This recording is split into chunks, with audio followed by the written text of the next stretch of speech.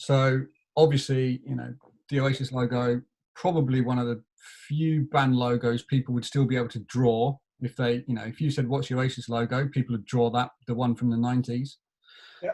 And I know that you've said in the past that there was a kind of a reference to, like, a knowing reference to Decca.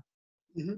But it'd be good to get a little bit of like insight into, what was the thinking behind the Oasis logo? What were you trying to kind of, like, what was the thinking behind why the Decca thing was of interest, all that sort of stuff? Well, I'll tell you, I just on a bit of a side one here. I did some work for a Japanese band recently, and I asked them to write the word Oasis in Japanese because I just wanted to see what it would look like. And lo and behold, it's the same sort of character length as well, right? Okay. I'll send you a copy of it. It's in Japanese, but it says Oasis. Do you know what I mean? You look at it, and the point is like the McDonald's logo. A child in China who cannot read or even read any English knows that says McDonald's. Yeah. It's that kind of strong brand. And where I was coming from with it was, I would like to be able to say that, yes, I have this genius plan laid out, or this branding exercise. That isn't necessarily the case, although it did become that. But initially, my main concern was, because I'd made mistakes prior to that, where I'd come up with great imagery and ballsed it all up by poor application of typography.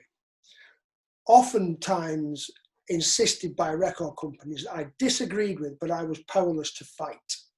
So in this case, I thought, I'm going to make a bulletproof logo that you can stick on anything that will not interfere with the image, because the image was king. That's how it all began. Nothing to do with creating a fantastic identity, but protecting the images that I'd spent ages conceptualizing and physically realizing, right? So the initial concept came about when I had the first meeting with the band. I'd met Noel and Lane before, but all of them, I didn't realise the dynamic. I didn't understand it at that point, obviously. Noel just was the boss, so it was pointless talking to any of the others. But I went along and had this meeting in Sheffield. It was backstage at Sheffield Hallam University. They all got different names now, haven't they? And I think they were supporting the BMX Bandits. In '93, this would have been. And the point of the meeting was to ascertain, I took along with me a book of classic record sleeves. And I never refer to other record sleeves when doing record sleeves for obvious reasons. But I took this with me, not to get some ideas for sleeves, but just to see what they were into and what they didn't like. So, So this book's got them all in, all the classics, Beatles, Stones, Led Zeppelin, you can imagine, can't you? And it was on a Rolling Stones page. I think it was the second album. That in itself is an astonishing piece of design. It was 1963 or something. The Rolling Stones second album was just a picture of them with the Decca logo in the corner. No type on it, which I thought was years ahead of its time. And I just thought, well, there it is. There's the answer. It just doesn't say Decca, it says Oasis. And I initially tried the Decca font, but it's just too. If you look it up again, it's not impact, but that kind of very narrow, compressed. Yeah. Sans serif. Well, it just didn't work for me.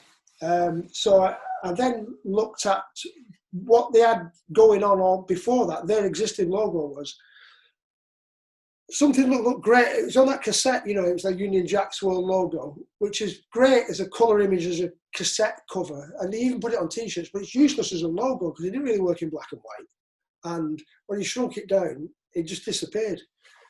But that was I thought that was always Helvetica, but that was actually Universe Black Italic that they'd used on that, an outline version of it. So I took that, and I spoke to Matthew the other day about this, because I'm actually going to write the definitive history of the Oasis logo, right from its very beginning, right up to,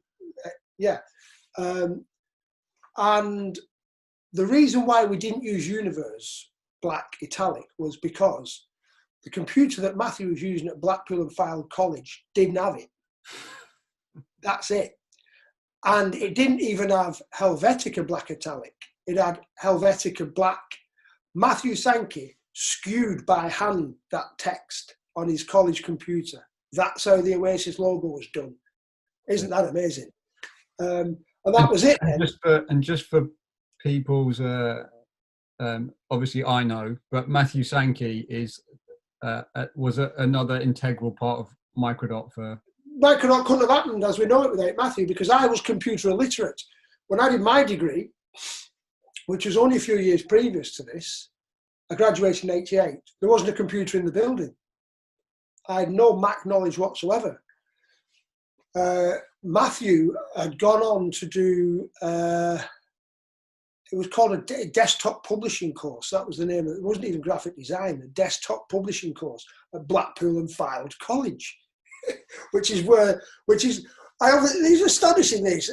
The Oasis logo was conceptualized, conceived in Sheffield, digitized in Blackpool, and actually applied to the first bits of Oasis artwork in my bedroom in Wigan. I mean, that's how it all began. But Matthew was, he was doing bits at Blackpool, well, the logo, obviously, whilst he was still at college, because I didn't have a computer, and if I did have one, well, you know, when you were working at Micro, I still didn't know how to work them then, and that was late 90s. So Matt was the digital guru and head designer.